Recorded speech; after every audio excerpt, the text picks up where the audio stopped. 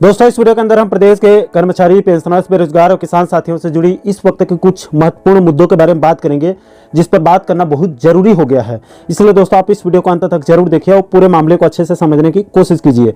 नमस्कार दोस्तों, मैं हूं आपका दोस्त लोकेश साहू और आप देख रहे हैं लोकेश छत्तीसगढ़िया यूट्यूब चैनल। आप सभी साथियों का हमारे इस चैनल पर बहुत बहुत स्वागत है। दोस्तों, सबसे पहले हम प्रदेश के लाखों कर्मचारियों, पेंशनर्स बंधुओं के 46% DADR की बात कर लेते हैं, जो कि मेरे हिसाब से कर्मचारी जगत में इस समय सबसे बड़ा मुद्दा बना हुआ है।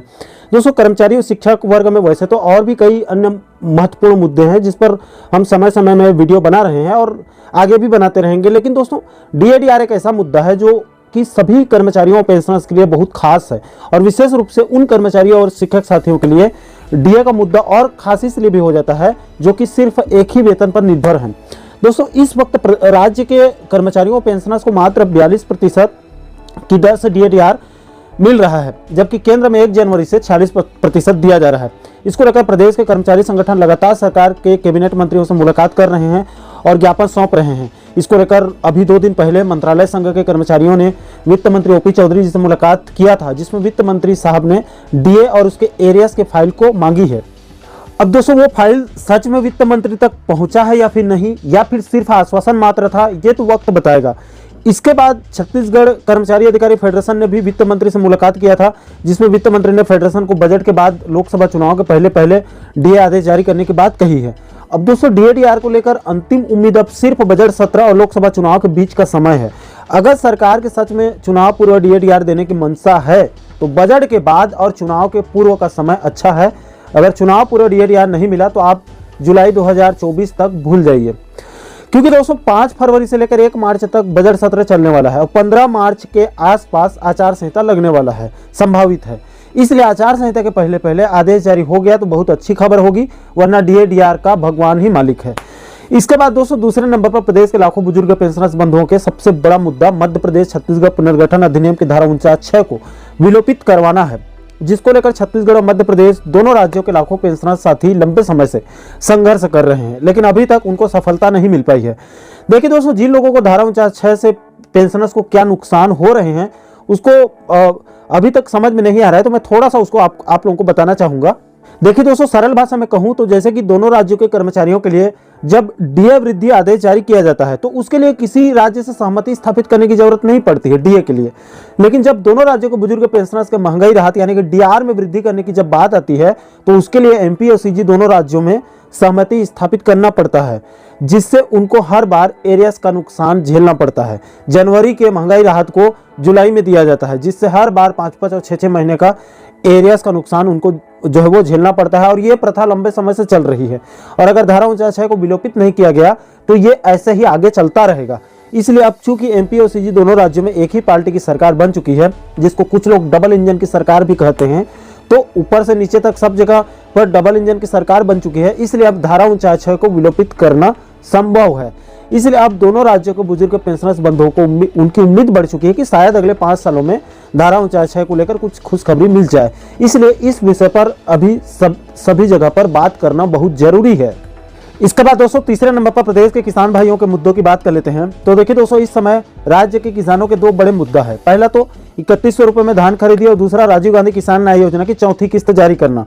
देखिए दोस्तों, सबसे पहले अगर हम किसानों के 3100 रुपए धान खरीदी की बात करें तो जैसे कि आप सभी को पता होगा कि बीजेपी ने चुनाव पूर्व वायदा किया था कि सरकार बनने के बाद किसानों से एक मुश्त 3100 रुपए में धान खरीदी किया जाएगा और उसके राशि को एक किस्त में भुगतान किया जाएगा।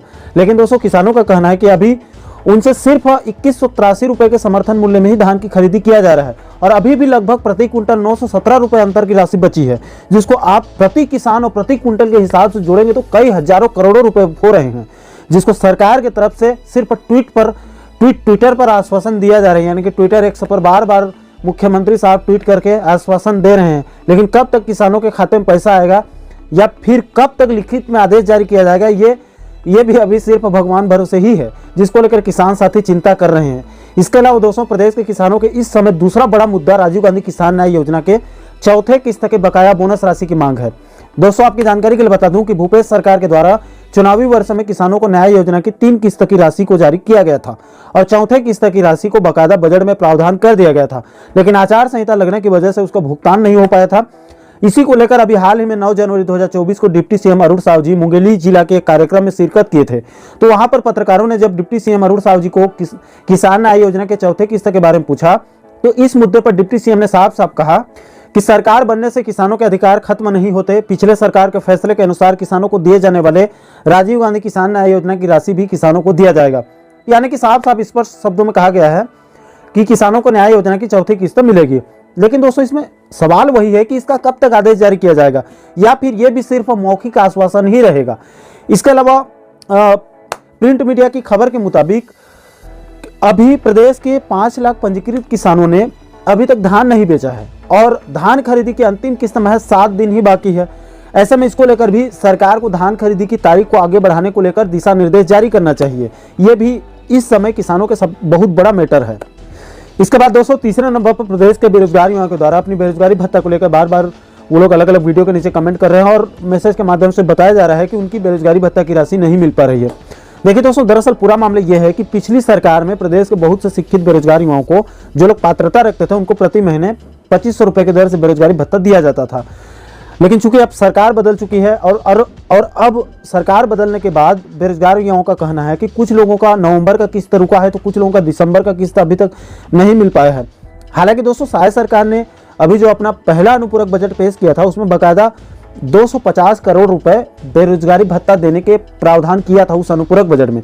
और अभी तक सरकार की तरफ से बेरोजगारी भत्ता को बंद करने को लेकर न तो कोई बयान सामने आया है, न ही कोई लिखित में आदेश जारी किया गया है। इसलिए इतना तो तय है कि अभी शायद सरकार ने बेरोजगारी भत्ता को बंद तो नहीं किया है, लेकिन दोस्तों नवंबर और दिसंबर का किस्त को रोकना समझ से परे है। इसको लेकर शायद सरकार को भी एक स्पष्ट दिशा निर्देश जारी करके साफ करना चाहिए कि वास्तव में वो शिक्षित बेरोजगारों को बेरोजगारी भत्ता देगी या फिर नहीं, क्योंकि स्पष्ट आदेश जारी होने के बाद बेरोजगार युवा भी क्लियर हो जाएंगे।